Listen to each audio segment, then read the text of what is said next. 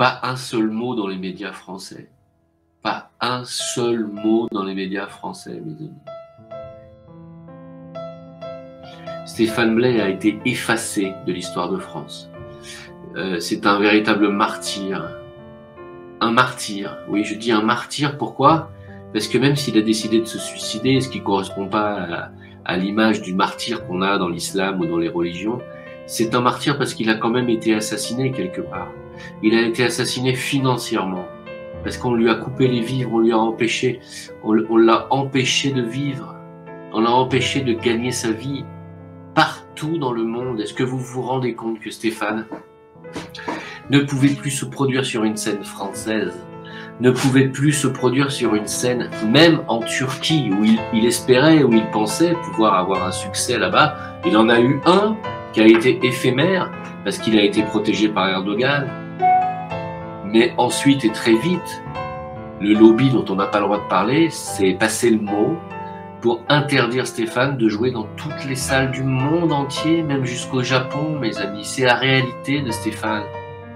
Et on a même passé le mot aux cantatrices, aux violonistes, aux violoncellistes, que si jamais ils jouaient avec Stéphane Blay, leur carrière était terminée à eux aussi. C'est ça la mort professionnelle et sociale. Comment on met à mort quelqu'un, comment on en fait un martyr social.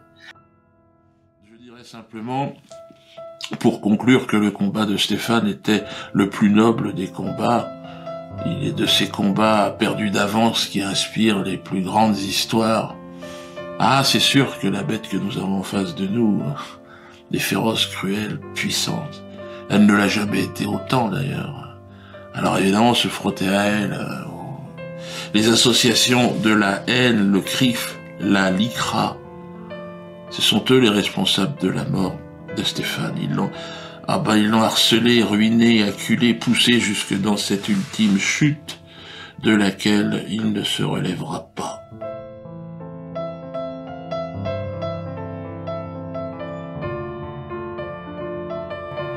Oui, je le dis haut et fort, Stéphane Blay, mon ami, a été tué par la mafia juive.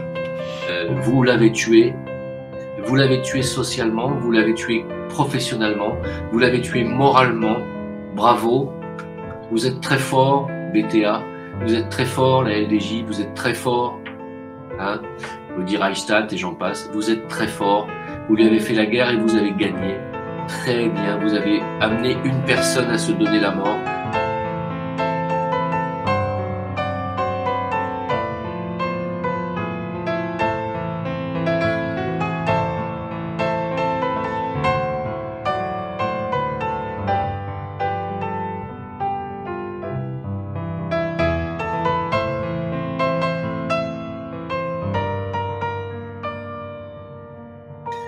Il est arrivé donc à Genève, à l'aéroport, quand son ami est allé le chercher, il a vu que ça allait pas du tout, à 10h du matin.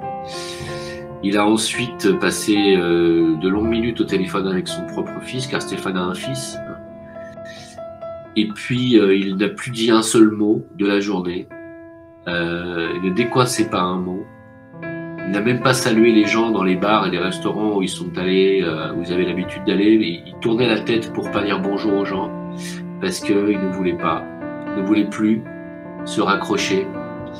Et lorsqu'ils sont rentrés dans l'appartement de son ami, il y avait un autre couple de colocataires qui vivaient là, et dont la femme était enceinte d'ailleurs. Et donc son ami lui a dit je te laisse dormir là, si tu as faim, mes amis colocataires vont te faire à manger. Et donc il est allé fumer une cigarette sur la terrasse tout seul.